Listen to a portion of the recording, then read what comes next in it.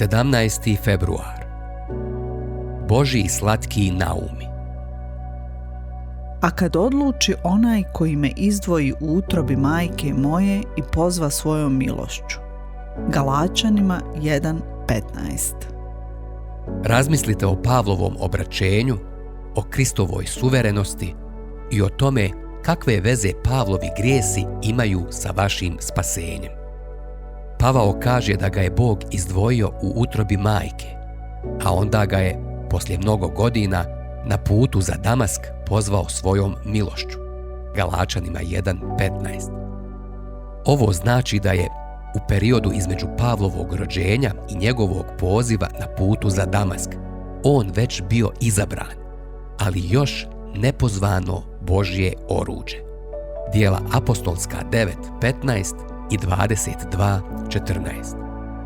To znači da je Pavao tukao, zatvarao i ubijao kršćane kao Božji izabranik, koji će uskoro postati kršćanski misionar. Kad sam bio na putu i približio se Damasku, odjednom me oko podne obasja velika svjetlost s neba.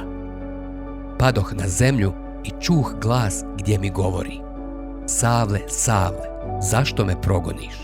Djela apostolska 22:6 i 7. Nije bilo načina da se to porekne ili izbjegne. Bog ga je izabrao za ovo prije nego što se rodio, a sada ga je pozvao. Kristova riječ je bila suverena. Nije bilo pregovaranja. Ustani i nastavi put u Damask, pa će ti se ondje kazati sve što ti je određeno da činiš.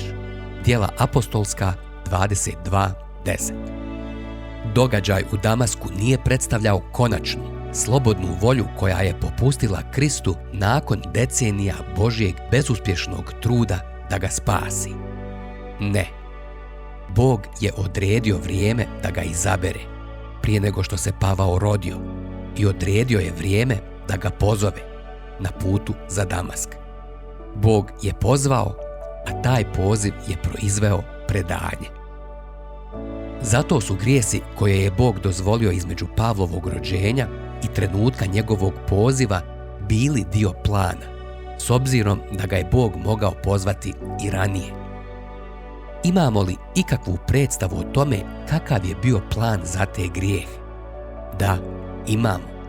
Oni su bili dozvoljeni zbog vas i mene, za sve koji strahuju od toga da su se oglušili o milost. Slušajte kako Pavao povezuje svoje grijehe s vašom nadom. Mene koji sam prije bio hulitelj Boga, progonitelj i nasilnik, ali sam postigao milosrđe upravo zato da na meni prvome Krist Isus pokaže svu svoju strpljivost za primjer onima koji će vjerovati u njega da postignu život vječni. 1. Timoteju 1:13 i 16. O, kako su slatki Božji naumi u suverenom spasenju okorjelih i beznadežnih grešnika.